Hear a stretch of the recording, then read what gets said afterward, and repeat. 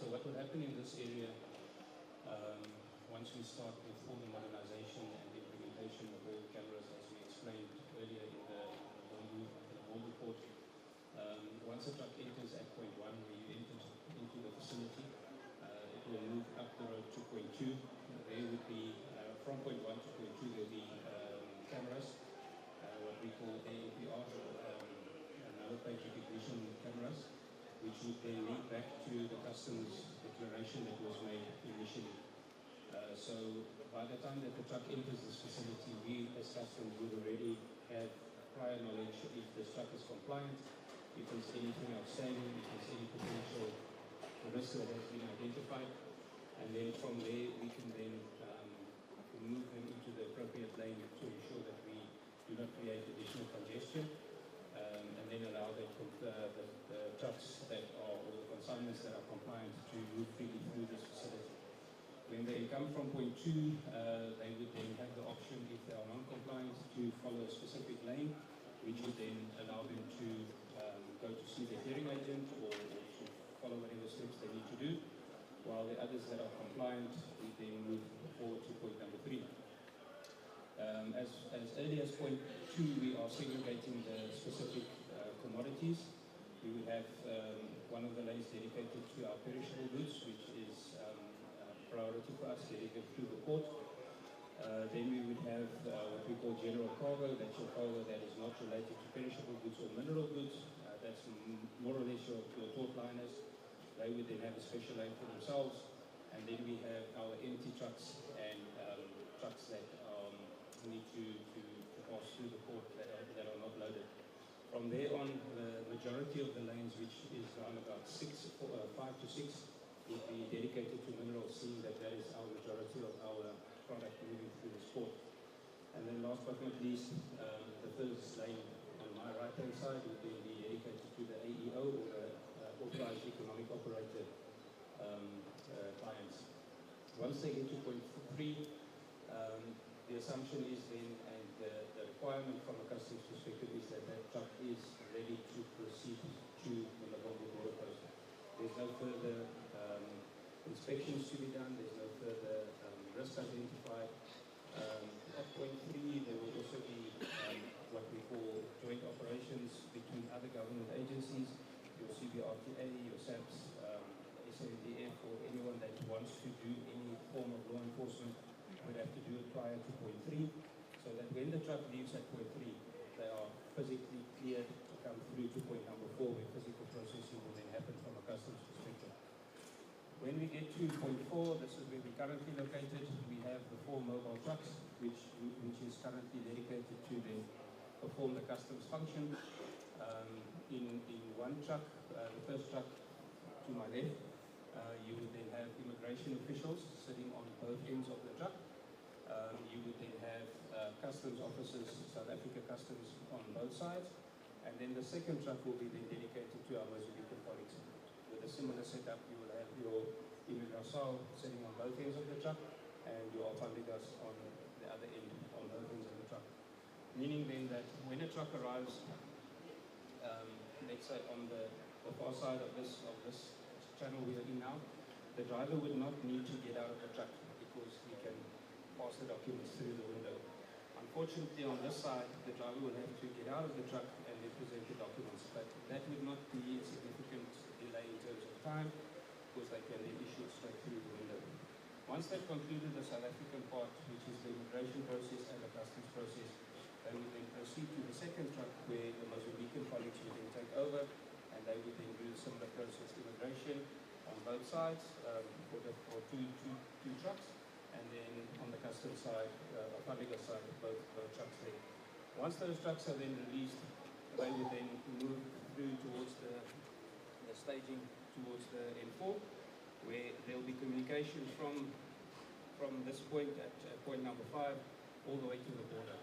There's already been, in terms of the modernization process, as I indicated, from point 2 there will be ANPR cameras, point 3 there will be ANPR cameras, point 4, point 5, all the way on along the M4. This one is lit now. all the way along the N4, where we will physically, from a customs perspective, timestamp each and every process. When you enter point 1, there will be a timestamp. When you come to point 2, there will be a timestamp. Point 3, point 4, point 5, all the way through to the border. So from a customs perspective, we will be able to then conclusively determine what the time is that was spent for a specific truck from point 1 into the border, exiting through the border. Over and above that, other modernization tools that we are implementing would then be, as I indicated, the ANPR cameras. It will be the 360-degree view cameras for viewing purposes to ensure that we can monitor from our national targeting center the movement of the trucks, any congestions, we can quickly then act on that. We can send out people to go and assist. We've also, as our head of land modality indicated, there will be billboards that would be directing a specific truck with a number plate to which lane they need to follow.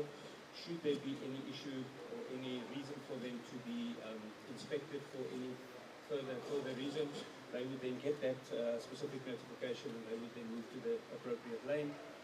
From that appropriate lane, we will then, after the processing here, we will not process them to actually leave the port or to enter the port at Lebombo.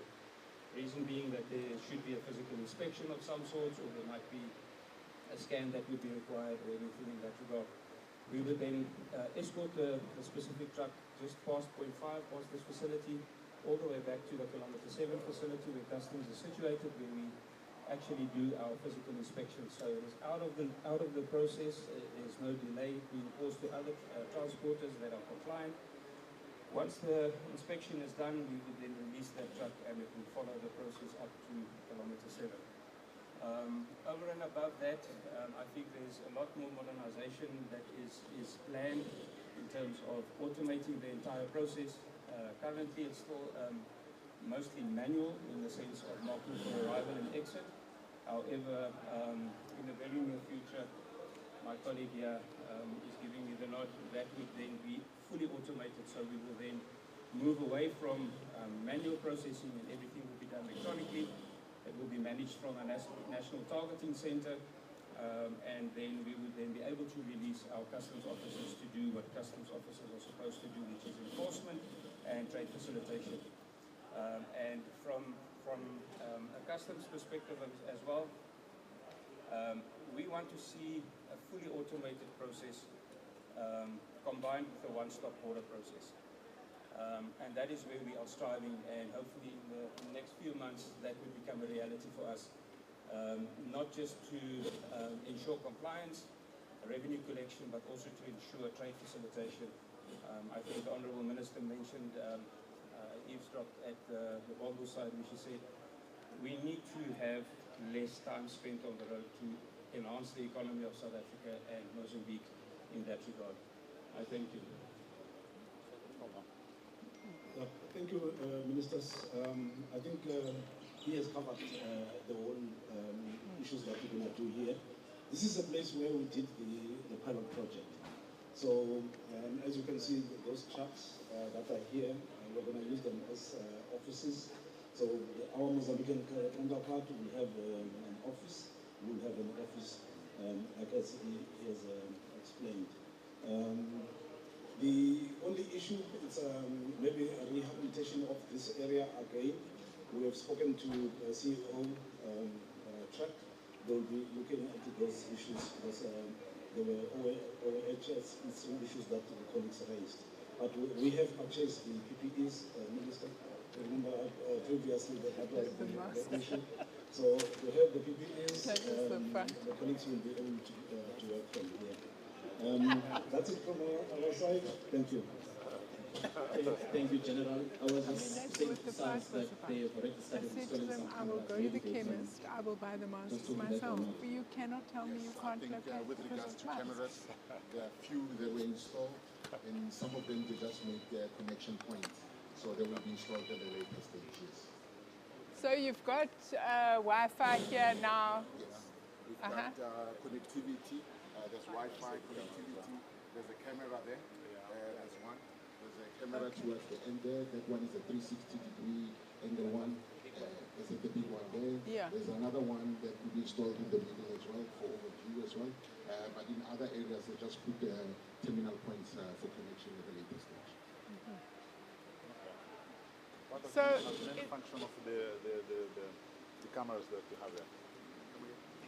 I'm asking about the cameras. The cameras. Yeah. There's two types. Some it's overview cameras, and some it's for number plate recognition.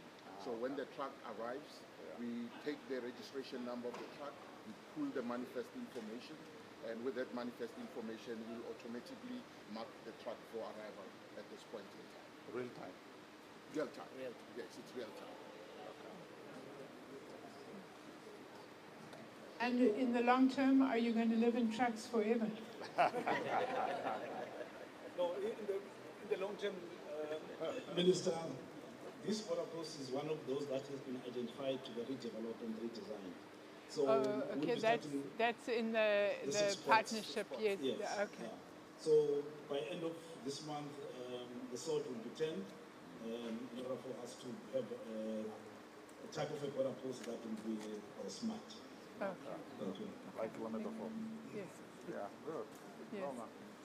Yes. So that's it. Huh? All right. So, colleagues, I think that it's appropriate on behalf of myself and our counterpart from Mozambique to say thank you for the hard work you've done.